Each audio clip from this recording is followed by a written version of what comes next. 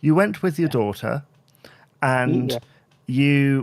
did you go to the previous tour? Yes. So my wife and I went to the Talk Too Much tour. And we had a meet and greet in Exeter. And Francis was brilliant with my wife because it was obvious who the fan was and who had come with the fan.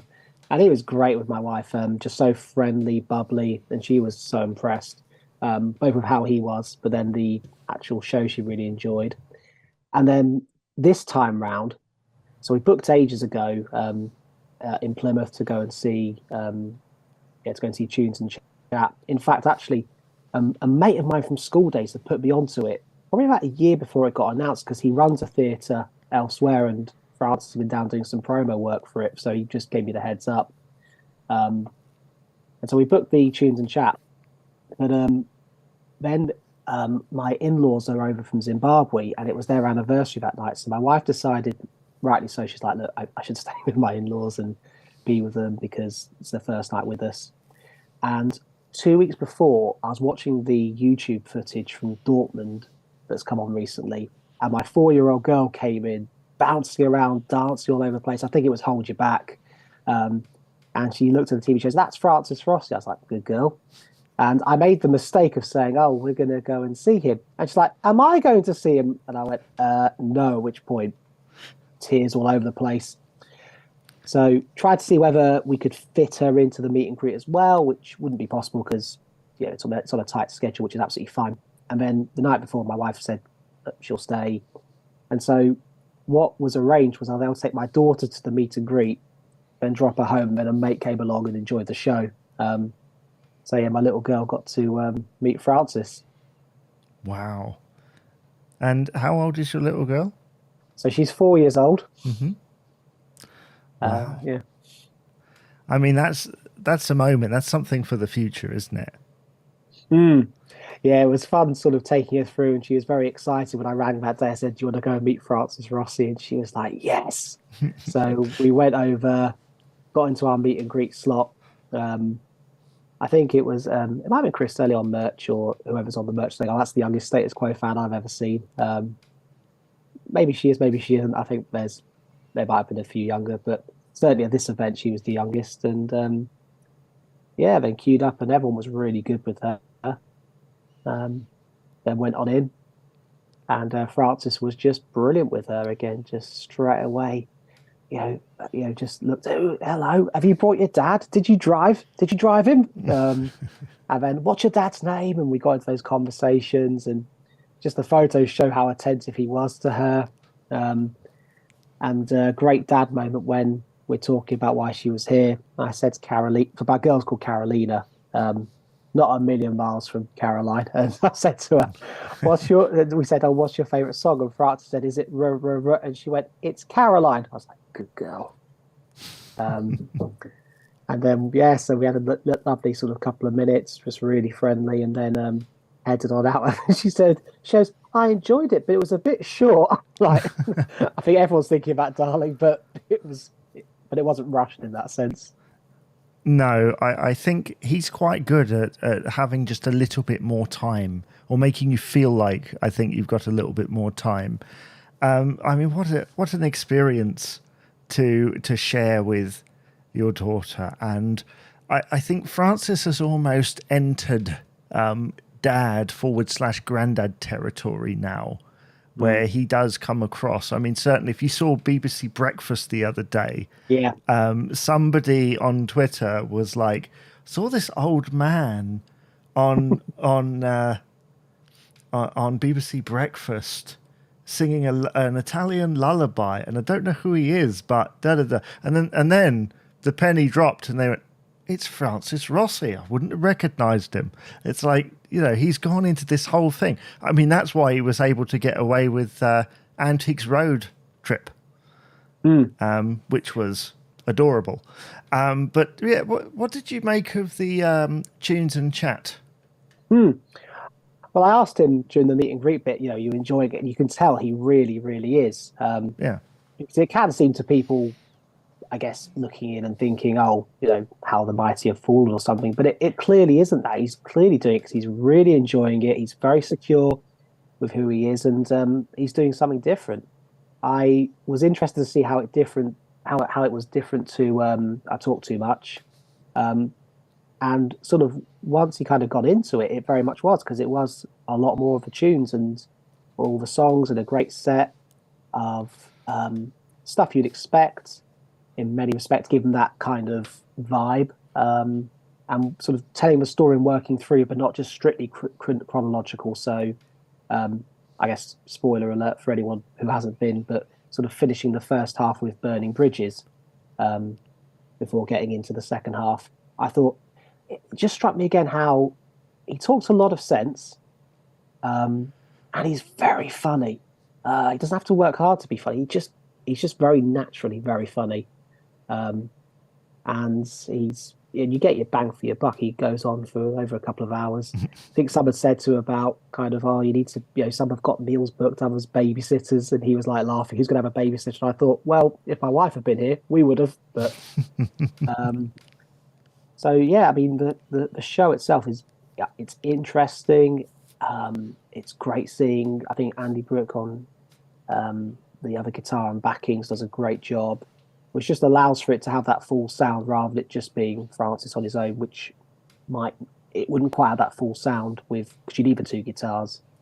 Um, yeah, I really enjoyed it.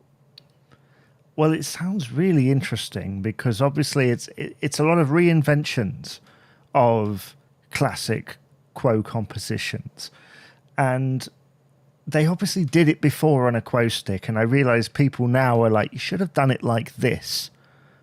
But obviously he's come to a point now where this feels right for him. Mm. Yeah, and I think I was struck. He talks about how he can sing differently in the small theatres compared to when he's doing the Quo thing, and I think that really shows on numbers like Tongue Tied or Rock and Roll or and other songs like that where the voice is strong without having to be like it doesn't feel like he's having to stretch too far. Whereas sometimes in the live Quo setting with the energy and the power and everything else it needs, it's a different type of singing. And I know that's true of often guitar playing.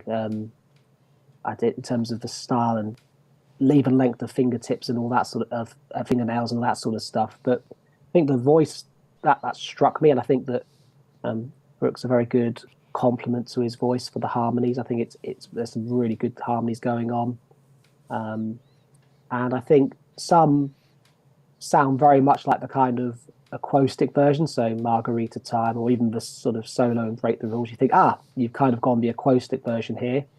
Others slightly different. So a good mix. And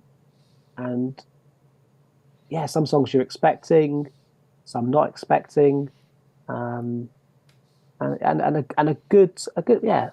I'd say there's a good span. There's not loads say post 88, apart from Tongue Tied. And Blessed Are I the just realised I've Meek given is so many spoilers for those who haven't seen it yet. Um, That's fine. I think if you're listening to this and watching this, I think you've already been. sure. You've already been. It's funny that the Zooms just come up with running out of time, question mark. He doesn't play that one, does he? No, he doesn't. He doesn't do running out of time. Running out of time. Backbone album, in case anyone's wondering. No, Yeah. this sounds like a really fascinating thing that kind of combines what he did before and accentuating certain things that people enjoyed about it because they want to hear him sing those songs. Quite a lot from Mark Kelly's era. Do you think that is because of the stripped back nature of that period in general?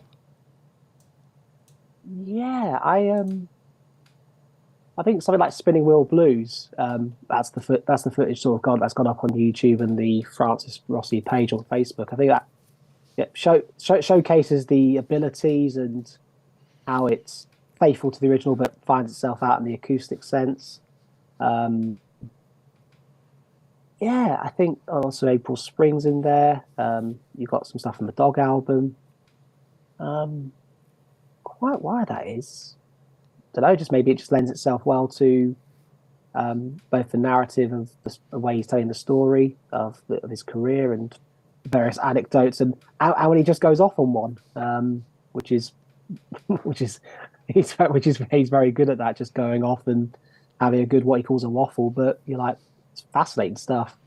Exactly. I remember during the I Talk Too Much tour, he spent half the show talking about the 60s, I think, and his upbringing, which is not really a side you get to hear a lot of. So it's always nice, you know, as much as you want to hear about Live Aid or any of the other things that he's often asked about, to hear him mention things that don't always get the attention. He talks about Papa Piccolino quite a lot. Yeah.